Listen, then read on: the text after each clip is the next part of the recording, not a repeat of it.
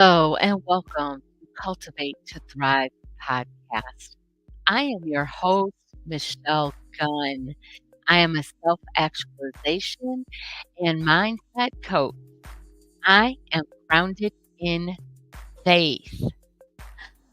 I am here to share with you things I think will help inspire you, help grow your faith, and help you develop to be the person that God created to be. You can find me on my website, michellegunn.com. That's Michelle Gunn, one L, two N's, michellegunn.com. You can find me on my personal pages, LinkedIn, Facebook, and Instagram.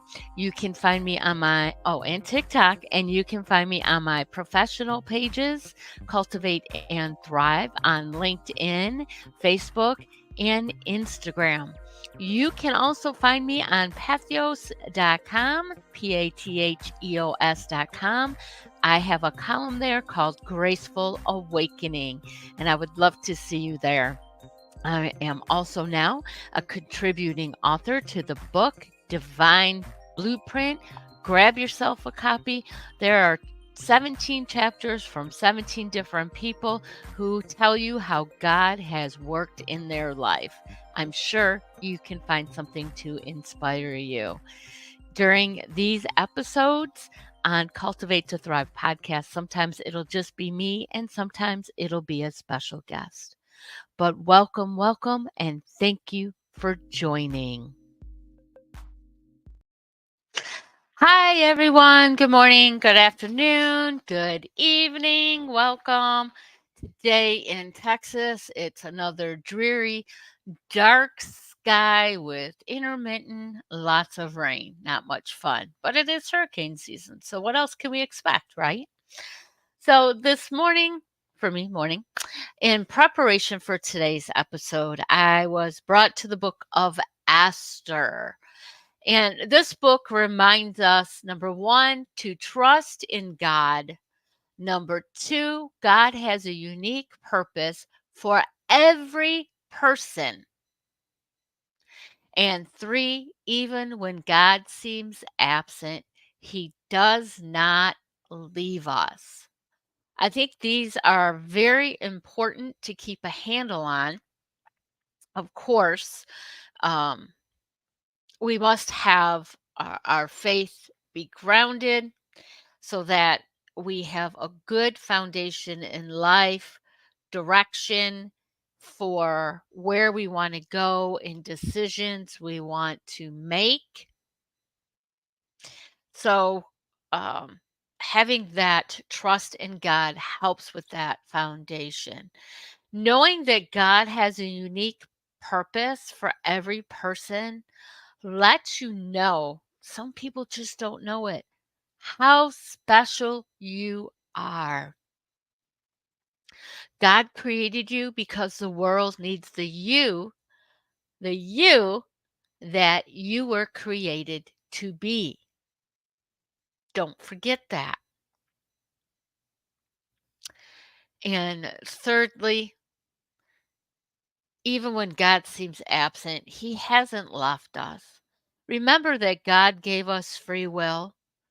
We have free will to choose, to make our own choices, to debate even within our own mind right from wrong.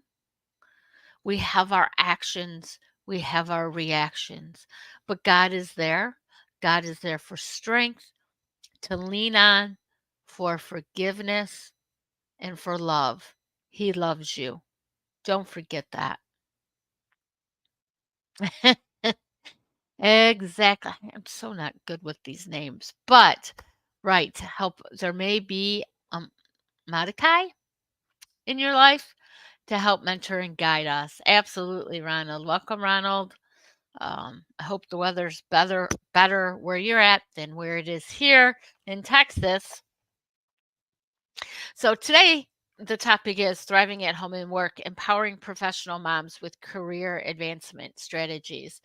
And if you are a man like Ronald who is watching, you have takeaways as well. Number one, if you are a professional dad, These same things can apply to you. So remember that. If you are retired, we still have many things going on in our life, whether it's a paid product or service we're doing, whether it's volunteering, or just being how God intended us to be. No matter what you read, listen to, um, share, there's always something for you to take away from it. You need to keep your mind open and focused for the gift and the opportunity of every moment, and always be grateful for everything. So, again, I want to acknowledge unique challenges faced by professional moms, and actually, like I said, can be professional dads as well. And times are different now than they were in the past. There were more distinct roles and separations between work and family, and male roles versus female roles. And now it's much more blurred. So, really, everything applies. There's still nuances in each thing, but do keep that in mind. And if you do pick up something that you think will help somebody else, share it either by sending them a message, calling them, telling them, or simply sharing this recording that will help them. Whichever, works best for them. And don't forget that this is live on YouTube, so it will live on my YouTube channel, Cultivate and Thrive, as well. So when we look at specific challenges faced by professional moms, we're talking about that old, very talked about thing, work-life balance. That's a huge, huge challenge for women that have children or a family, right? That work life balance. And depending on your employer and what your role is, it can be greater, it can be more taxing, it can be more stressful, and it can just pull you. So, everybody wants to be first in your life. And again, who's first in your life? God, right? God. If you have a, and then really it should be you. It should be God, then you. And then if you have a spouse or a significant other, and then your children. And I know as a mom, I had really hard time and still do sometimes. I always want to put my kids first. And they really shouldn't be. That's very hard to do. But work is not at the top of the list. Remember that. Now, it can be tied in if you are actually working your purpose, living your purpose, it could be tied into that relationship that you have with God, and it would be higher. But you really have to look at that. And like we've talked about before, it's not so much balance that we're striving for, but more harmony, because all things are never equal at all times. It's just not possible. There is only one of you. Remember that. There's the guilt and societal expectations and pressure from community that, and even family and friends about how they expect you to be, what they expect you to be, what they expect you to accomplish, what you should look like physically, what your home should look like, how your kids should behave. No one knows what you're going through. Keep that in mind. People are insensitive, and sometimes it's not intentional insensitivity. It's more, I'm going to call it absence of knowledge, not ignorance, more absence of knowledge and absence of understanding. Sometimes they know it, but they don't understand it. They think they do, but many times we cannot truly understand what a person is going through unless we have walked through their shoes. That's why a lot of times when people are sharing something, they've gone through specific purposes. And I do very much believe that God puts these experiences and has us go through these experiences to live them, feel them, overcome them, so we can build greater empathy and understanding to help other people do the same. It's one thing to read a book and tell people what to do from what's in the book. And for those who have gone to college or any kind of school, um, and your teacher, professor, whatever, is giving you instruction but has not lived the role. You know, you have your professional college students that become professionals and professors, but not professionals in the real world. They haven't held the job. They can't give you it all. They can give you textbook knowledge, but experience, you can't beat experience. There's nothing like it. Nothing like it. Now, I'm a big proponent of knowledge and education, knowing and learning all through life, but you also need that experience. And it's how you deal with the guilt. First of all, the guilt that you put on yourself, the guilt that your spouse or significant other puts on you, the guilt that your children may put on you, the guilt that your employer may put on you, and the guilt that society puts on you. If that's being put on you, you can accept it or reject it. Remember that. And then, as a working mom, there are really limited networking opportunities. Now, there are unlimited possibilities for networking, but when your schedule is booked from morning to bedtime with work and family and, keeping your home and the responsibilities there, a lot of times it's hard to do the networking. So, we're also going to talk about that as well today. One of the things Thank you, Ronald. I had stopped and took a breath and got to read Ronald's comment. So you're hitting it. My wife went through a lot in our earlier years, suffered in silence under so much responsibility with marriage, mother, daughter, and daughter in law. Food was her comfort. Unfortunately, Ronald, we are human. And many times we look for comfort in the wrong places. Many times it's because we weren't taught properly or we just didn't know, or it's what's right there in front of us. The easier way. Because when we're in a family, um, many times, especially now, both parents work.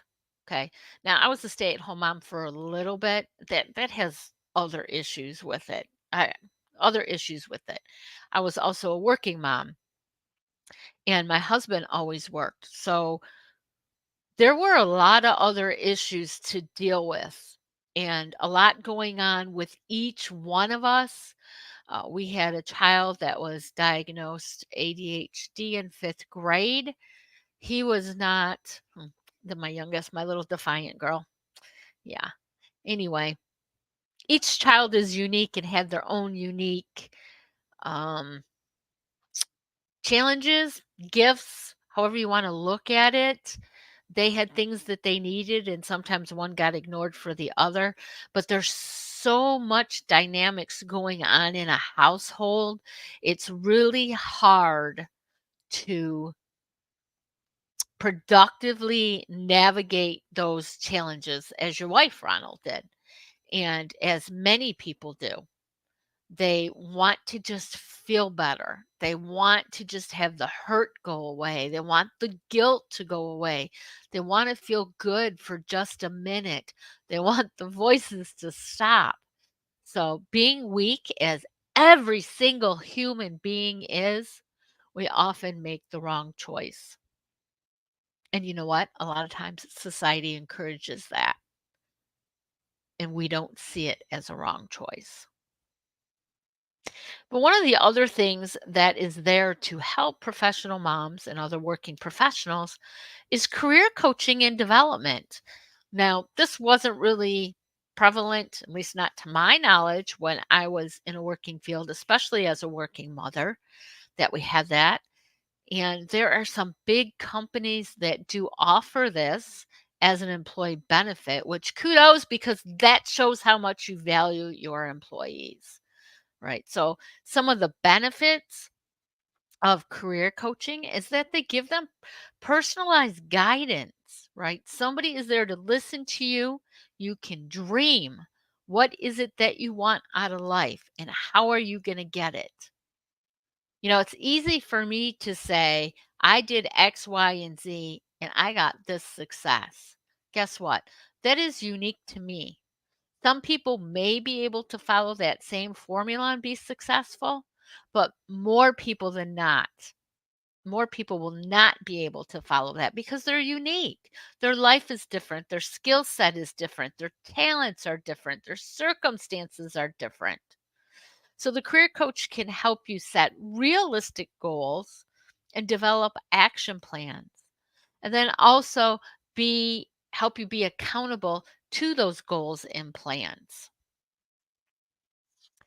So, how would you go about finding a good career coach? Well, you want to look for someone who if your company doesn't offer it, you want to look for someone who definitely has references, referrals. Ask around if there's somebody that you know of who has one that's happy. Ask around. Have an initial meeting with them. A lot of coaches do that to see if you mesh because you have to be able to build trust with this person because you need to be vulnerable in this process. If you can't trust them, you're not going to get anything out of it. And that doesn't help the coach either, even if they're paid. Most coaches I know, they need money to live, but the reward is helping their client. So if they can't help you, then it's not a good fit and you should look for someone else. And again, a good coach will should be able to tell you if it's not a good fit.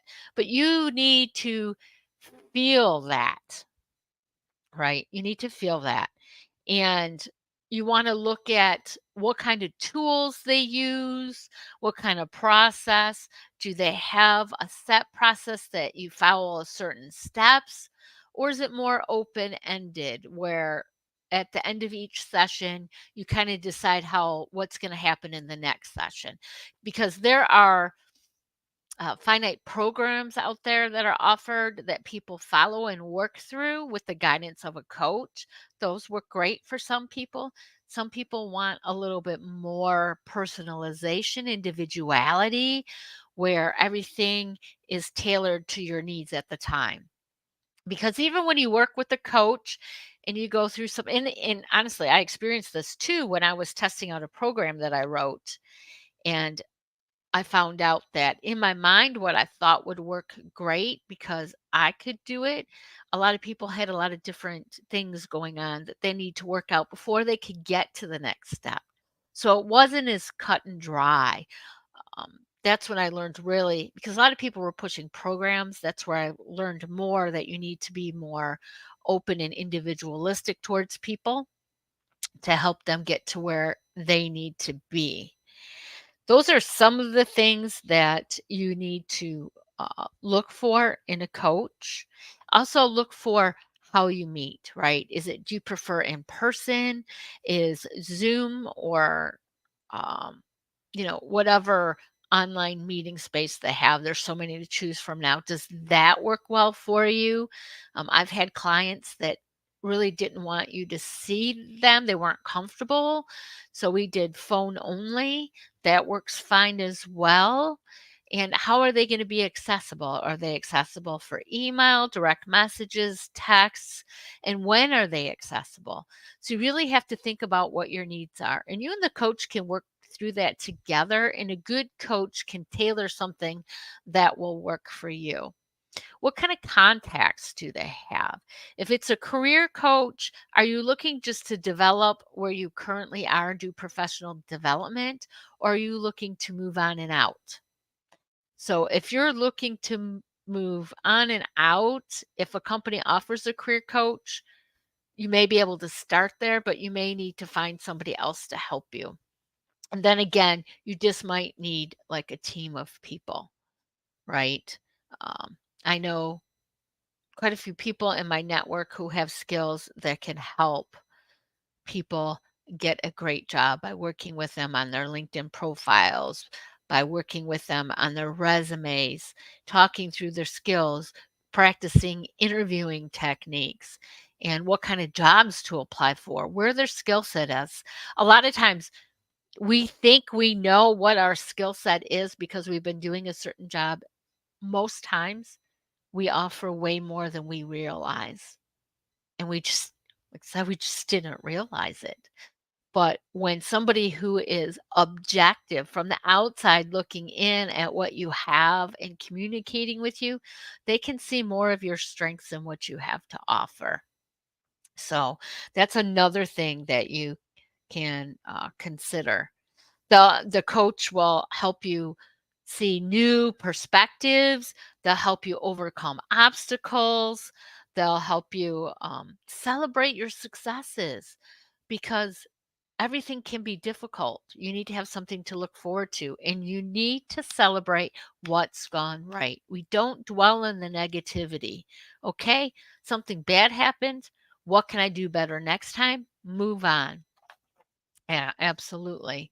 Um, Thank you, Ronald. I'm happy to be able to help in any way I can, and I know Thane is a great, great coach. I often recommend Thane to people. He's wonderful. So there was one lady, Sarah. She was a marketing executive and a mother of two. She found her career path. It was transformed through coaching, and then she not only advanced to a senior role, but she also improved her time management skills, allowing her more quality time with her family. And as I've talked about in some of my content, boundaries are important. In this day and age of the cell phone where we're available 24/7, you have to learn to say no, but a healthy no. You have to understand what's needed by your employer and what your needs are. So you have to fulfill your job duties, but also be able to be there with your family uninterrupted, because you can tell your child over and over, "I'm sorry, this is a business call. I got to take it." "No, honey, I know I promised you we'd do that. We'll do it tomorrow." But you know what? Usually tomorrow never comes. And it's the time and experience that you spend with your children that make a difference, not the things you buy them. Had to throw that out there. That's not saying you shouldn't buy your kids things, but I'm saying they'll remember the experiences way more. Another thing that you can utilize for career advancement is mentorships. Mentorships, people.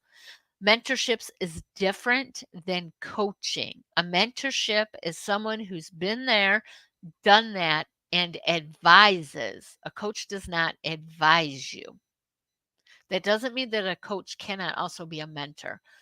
But when we talk about mentors, mentors advise you.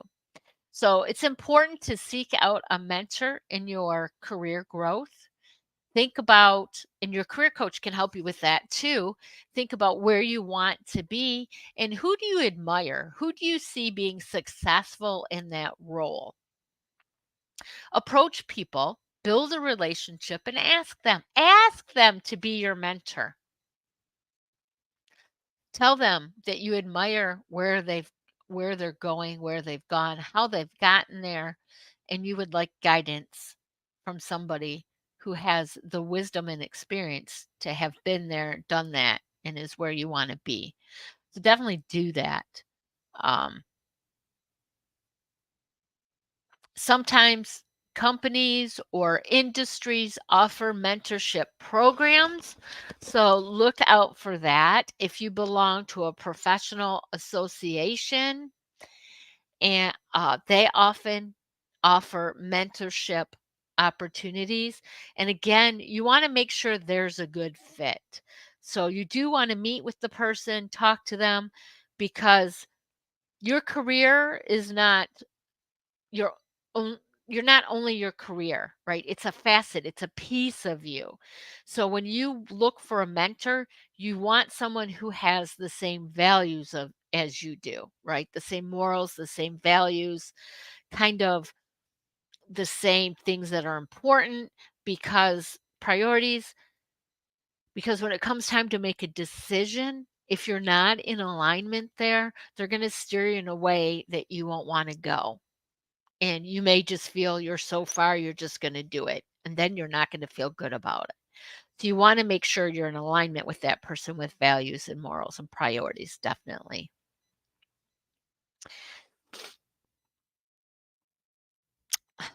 Thank you, Ronald. I sure hope so. I'm here for God to use me as a tool. And your wife's sitting beside you now in our office and in my life. Thank you for your influence. Thank you for being here and being supportive. I appreciate you both very much. Two amazing, amazing people that I was blessed to meet in person after meeting on LinkedIn. Awesome. So, we talk about networking. Networking is very important in your professional growth. It's very important in your personal growth as well, right? Getting to meet more people. And even that's one thing that I have recommended to my daughter as a new mom, to meet other moms in her same position. Right now, she's a stay at home mom of a little boy who in 2 weeks is going to be one. And boy, is he a handful. And it's just nice to be friends and network with people who go through similar experiences. So it's good to have that personally and professionally. So, as a busy professional mom, a lot of times it's hard to really niche out that space, to carve out that space to do networking. So look at work and see where there is at work you can network with people. Sometimes in busy offices or companies, we're in silos, right? This department only works within this department. This department only works with this department. And they don't cross, they don't meet each other. You can be working for 20 years with the same people and not know anything about them, except for something that somebody gossips about. So you can start networking with the people you work with. And again, when you're talking and getting to know people, they may know someone that can help you, that you can network with. You may know someone that can help them and network with. So building that network starting where you work is a good place to go. And as a professional mom, if your kids are in any activities, network there. Guess what? There are other professional moms and dads who are taking their kids places. Use that for networking. If you have a lunch hour, look at the local chamber of commerce and see if they offer anything. A lot of times they offer like lunch and learns or talks during lunchtime. Many times they offer, oh, excuse me, they offer before work, depending on what your schedule is, because nowadays everybody works different schedules. It's not 9 to 5 or 8 to 4, people. It's very different. But a lot of times they offer coffee networking experiences. And maybe you can't go all the time. Maybe you can go once a month to any of these. That's the start. Make sure if you have cards, you bring them or an electronic version. And I actually didn't put mine on today. I have one that goes on my wrist that you can basically put your cell phone over it and it'll read it. And they can get all my contact information. That's a very, very easy way. Um, think about when you network with someone. When you're networking, don't just think about what you can get out of it. Try to be of service to others. That will help you expand your network more. How you can help others. Be of a servant mindset. Remember, there's online platforms like this one, whichever one. So, LinkedIn is a great networking platform. Um, there's other social, you can network on any of the social media platforms. You just have to be careful when you talk to people and try to find out who they are, and be careful what kind of information you give out. Industry conferences are another great way. Now, as a mom, sometimes it's hard to leave your family to go to a conference, especially if it's an overnight. But, we all need to be fed mentally, emotionally, spiritually, physically. Sometimes going to a conference will give you a renewed freshness. And you know what? It's nice to be missed. your family appreciates you a little bit more and you appreciate your family a little bit more. So think about that as well. And if you really have anxiety over it, start small. Start small. Don't go do a whole week thing that you go away for a week.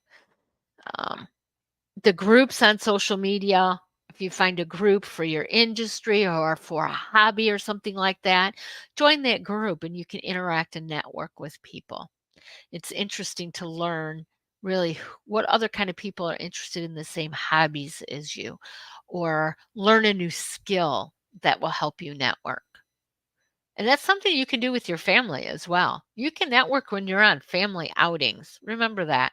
Strike up a conversation with someone and you start finding things in common, or somebody's looking for something or you're looking for something and it comes up in conversation from meeting someone. Networking, that's what it is. You just think of networking as planting seeds that will grow into valuable professional relationships, right? The only time we can get fruit off the tree without growing a tree is going to the grocery store and picking it. It's not the same. It's really not the same.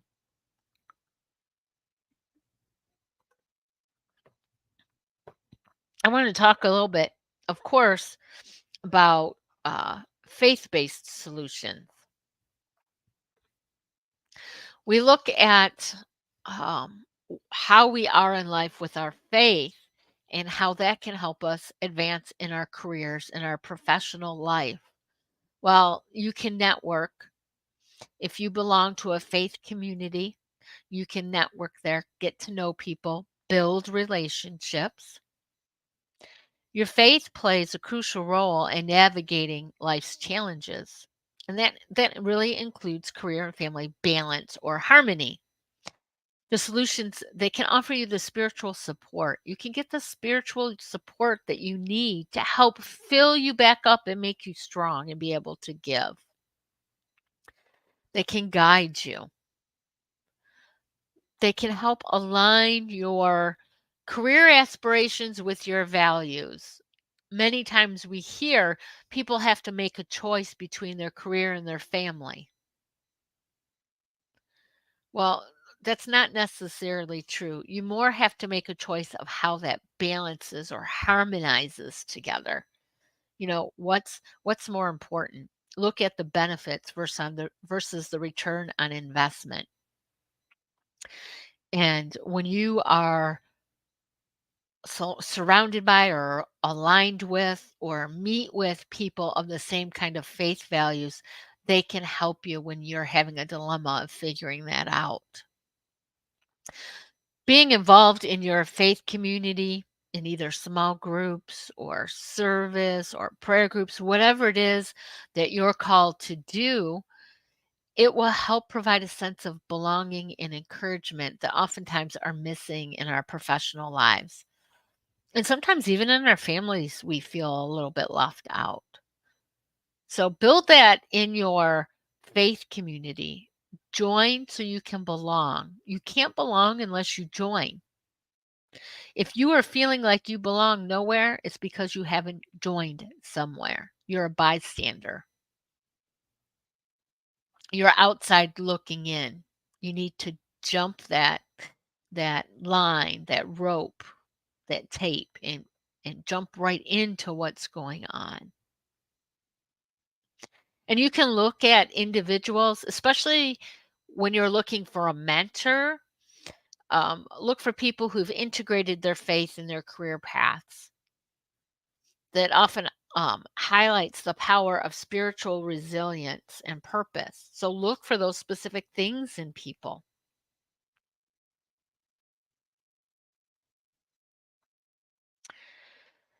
So, advancing your career and managing family commitments is very, very challenging, but it's really achievable. It just depends on what kind of balance or harmony you're looking for in utilizing the tools that are out there: career coaching, mentoring, network. These are all valuable resources that you can utilize And incorporating faith in that can build a strong foundation in your journey. Remember that you're not alone on this path. There are many people out there that can help you. Seek out the resources, build your support network, and don't hesitate to ask for help when help is needed. And most importantly, right, when you're asking for help, just ask. What is the worst thing someone can say to you? No. Move on. It wasn't a good fit.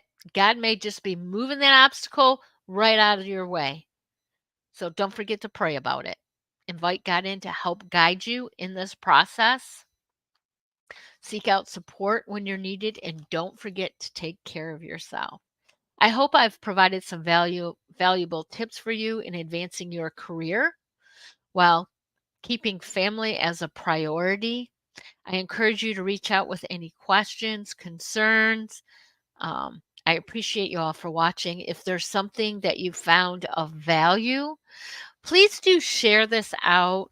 Do go like and subscribe on my YouTube channel, Cultivate and Thrive.